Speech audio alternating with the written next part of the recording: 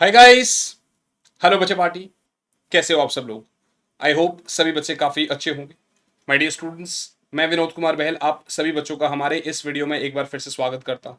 Welcome और welcome back to this channel. बहुत time बाद मैं इस चैनल पे एक बार फिर से आ गया हूँ। और अब आप ये समझ लो कि आप 11th से 12th में आ गए हो। 2025 में हम एग्ज़ाम दे रहे होंगे और उसके लिए फिजिक्स जो है वो बिल्कुल स्टार्टिंग पॉइंट से मैं यानी आप लोगों के विनोद कुमार सर जो है वो संभाल रहे होंगे। तो क्या क्या पूरे साल आ रहा होगा, किस तरीके से आ रहा होगा, वो तो आपको मैं बता ही दूंगा। लेकिन उससे पहले किस तरीके से अगर हमारी 11th बर्बाद हो गई है और अब हमें 12th को बहुत अच्छे से करना है, तो ये चीज़ कर रहे होंगे। जिन जिन बच्चों की 11th बर्बाद हो गई है, मतलब अच्छी नहीं गई है, 11th में फिजिक्स समझ में नहीं आता था, या फिर आप ये समझ लो कि 11th की फिजिक्स बहुत टफ लगती थी, या 11th में मार्क्स अच्छे नहीं आया, तो वो प्लीज़ कमेंट बॉक्स में मुझे बताइएगा। ठीक है ना? अब शुरुआत करते हैं इस वीडियो की। आप देख पा रहे होगे कि मैंने ये जो वीडियो बनाया ये वही है कि भैया अगर 11th बर्बाद हो गई तो 12th की स्टार्टिंग कैसे करनी है। आप एक चीज़ देखो बच्चा, यहां पर अगर आप देख पा रहे हो तो यार ये देखो, ये आपके चैप्टर्स है, ठीक है ना, और ये चैप्टर वाइज आपके मार्क्स है। अगर आप देख पा रहे होगे तो सबसे पहले पहले इधर देखो आप, electric charges and fields, electric potential and capacitance, current, electricity, magnetic effect of current, magnetism and matter, EMI, AC, EM waves, ray optics, wave optics, धूल नेचर, एटम्स, न्यूक्लियाई, और साथ ही साथ में आपका ये सेमीकंडक्टर्स। अगर आप बिल्कुल ध्यान से देखोगे तो ये शुरुआत के दो चैप्टर है, 10 नंबर के, कोई मान लो 5 5 का, कोई 6 4, ऐसे करके डिवीजन होती है इनमें। ये वाला करंट इलेक्ट्रिसिटी 6 नंबर के आसपास का आता है। Magnetic effect of current, magnetism and matter, EMI और एसी 17 मार्क्स के, इक्वल इक्वल डिवाइड मार दो आप इनको। ईएम वेव्स, रे ऑप्टिक्स, वे ऑप्टिक्स मिला के 18 नंबर के आसपास का। डूल नेचर, एटम्स, न्यूक्लियाई, ये आपका मॉडर्न फिजिक्स कहलाई जाती है, 12 नंबर का है। और उसी के साथ साथ सेमीकंडक्टर्स आपका 7 मार्क्स का है। राइट बच्चा पार्टी? अगर आप देखोगे तो इसके अंदर ये जो आपका मॉडर्न फिजिक्स है ना, ये डूल नेचर, एटम्स, न्यूक्लियाई, ये थोड़ा बहुत आपने 11th की केमिस्ट्री में कर लिया होता तो ये आप लोगों को अच्छा ही लगता है, ये बुरा नहीं होता है। तो ये 3 चैप्टर है ना, बहुत आसान है, थियोरेटिकल बेस्ड है ना। और एक जो बड़ा मेजर क्वेश्चन है ना बच्चों के दिमाग में कि सर सिलेबस कितना आएगा, कौन सा आएगा, कुछ रिड्यूस्ड हुआ है नहीं हुआ, तो यार पिछले 2 3 सालों से जो सिलेबस चल रहा है वही सिलेबस है। ठीक है ना? तो आप लोगों को बहुत घबराने वाली ज़रूरत नहीं है। ये जो अलग अलग क्लिक बेट्स आते हैं उनमें क्लिक करने की कोई ज़रूरत भी नहीं है। सब कुछ मैं आप लोगों को बता रहा हूँ यहीं पर क्या है क्या नहीं है। ठीक है ना? अब आप एक चीज़ देखो, ये 3 चैप्टर है, रूल, नेचर, एटम्स, न्यूक्लियाई, ये आप किसी से भी रिलेशन नहीं है इनका, तो ये आप कर सकते हो बगैर एनी रिलेशन। सेमीकंडक्टर्स के साथ भी किसी का ऐसा रिलेशन नहीं है, तो ये भी आप कर सकते होते हो। रे ऑप्टिक्स भी किसी पर डिपेंड नहीं करता और वे ऑप्टिक्स भी किसी पर डिपेंड नहीं करता। लेकिन ये जो बुक 1 है ना, ये आप ये समझ लो कि ये एक दूसरे पर डिपेंडेंट है। अगर आपको इलेक्ट्रिक फील्ड, अगर आपको इलेक्ट्रिक चार्ज, अगर आपको इलेक्ट्रिक पोटेंशियल, ये सारी चीज़ें नहीं पता है तो फिर पूरा चैप्टर ही उनके बिहाफ पे। तो बुक 1 इंटर मतलब ये एक दूसरे से रिलेटेड है, लेकिन बुक 2 के जितने भी चैप्टर्स है वो एक दूसरे पे डिपेंड नहीं करते हैं बिल्कुल भी। तो आप उनको बहुत अच्छे तरीके से कर सकते हैं। खैर ये तो हो गया हमारा। अब आप ये समझ लो कि हमारा पेपर का पैटर्न किस तरीके से होता है। अगर आप देखोगे तो पहले क्या होता था, मतलब कोविड से पहले की बात बता रहे हैं। कोविड से पहले यार अगर कोई भी बच्चा मेरे पास अगर 20 दिन पहले भी या 25 दिन पहले भी ऑफलाइन में आ जाता था तो उनको हम अच्छे मार्क्स दिलवा देते थे, क्योंकि हमें पता रहता था एक सेट ऑफ क्वेश्चंस होते थे, फिक्स सब्जेक्टिव पेपर बनता था, बहुत आसानी से हम बता सकते थे कि भैया ये चीज़ आपको इस तरीके से करनी होती है। लेकिन अब बात रहती है, जब से कोविड हुआ है उसके बाद से अगर आप देखोगे धीरे धीरे पेपर का लेवल जो है ना, डिफिकल्टी लेवल आपका बढ़ रहा है। अगर पिछले साल की हम बात करें, पिछले साल भी अगर हम देखते हैं तो कॉम्पिटेंसी बेस्ड क्वेश्चन 40% था। ठीक है ना? और एमसीक्यू 20% था, 30% सब्जेक्ट, 40% सब्जेक्टिव था। ठीक है ना?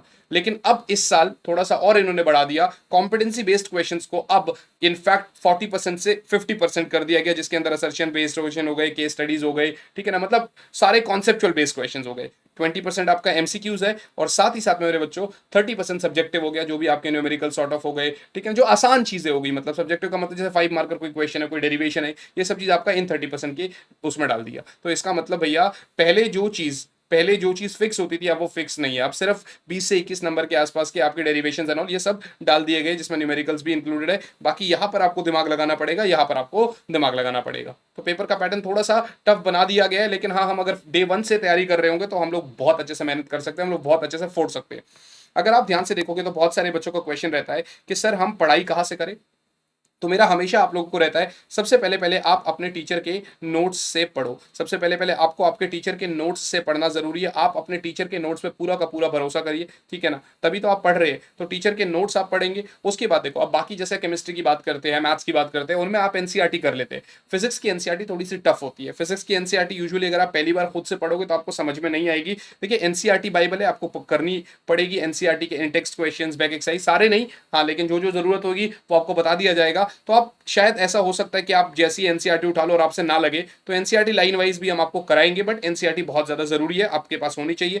एनसीईआरटी एग्जाम्पल एक अच्छे लेवल के क्वेश्चंस आते हैं इसके अंदर, तो आप इसको एडवांस लेवल पे अच्छे से कर सकते हो। हाँ देखो थियरी के लिए अगर करना है तो यार देखो एस एल अरोड़ा नामक एक किताब होती है, ठीक है ना, ये बहुत सारे बच्चे यूज करते हैं। इसमें बहुत अच्छी थियरी, बहुत आसान शब्दों में थियरी समझा रखी है और इसके अंदर क्वेश्चंस भी बहुत सारे हैं। तो मेरे को ऐसा लगता है कि आपके पास NCERT exemplar S L Arora physics के लिए मुझे ऐसा लगता है कि आपके पास होनी चाहिए, ठीक है ना। उसके साथ साथ आप देखोगे यहाँ पर पीवाईक्यूज की अगर हम बात करें तो पीवाईक्यूज देखो लगाने ही लगाने हैं। वो कौन से पब्लिशर है, बहुत सारी चीजें, एडुकार्ट हो गया, ओसवाल हो गया, बहुत सारे हैं, तो मैं आप लोग को बाद में टाइम आते ही बता दिया करूंगा, ठीक है ना। अब उसके बाद अगर आप ध्यान से देखोगे तो पढ़ना किस तरीके से, देखो इस चैनल पे पुराने वन शॉट्स आ रखे हैं, लेकिन अब मैं क्या कर रहा हूँ, आप लोगों के नए वन शॉट्स इस चैनल पे डाल रहा हूँ, ठीक है ना। अब ये जो वन शॉट्स है ये अगर आप देखोगे तो ये बहुत अच्छे तरीके से बनाए जाएंगे और ये ऐसा नहीं होगा कि भाई 15 मिनट 20 मिनट, देखो इस चैनल पे आप देखोगे ना प्लेलिस्ट अगर आप देखोगे तो 10 मिनट में भी चैप्टर कंप्लीट कराया गया है। बट यहाँ पर अगर हम देखेंगे ना तो ये जो वन शॉट्स है ना, ये कोई 5-10 मिनट वाले वन शॉट्स नहीं होंगे, ये आराम से 3 से 4 से 5 घंटे के आसपास के वन शॉट्स रह रहे होंगे। और मेरी पूरी कोशिश रहेगी कि मैं इसको खड़े होकर स्मार्ट बोर्ड पे ही पढ़ा के आप लोगों को पढ़ाऊं, राइट बच्चा पार्टी, ठीक है। बाकी देखते हैं जैसा भी होता है वो आप लोगों को बता दिया जाएगा कि बैठ के पढ़ाएंगे, खड़े होकर पढ़ाएंगे, वो सब चीज़ है, ठीक है ना, वो सब चीज़ मैं आपको कर दूंगा। लेकिन हाँ क्वालिटी बेस्ट रहेगी जब आप पढ़ोगे, इसके अंदर सारे के सारे पीवाईक्यू, सारे के सारे most important questions, concept wise questions, सब चीज़ एक वन शॉट के अंदर रह रहा होगा।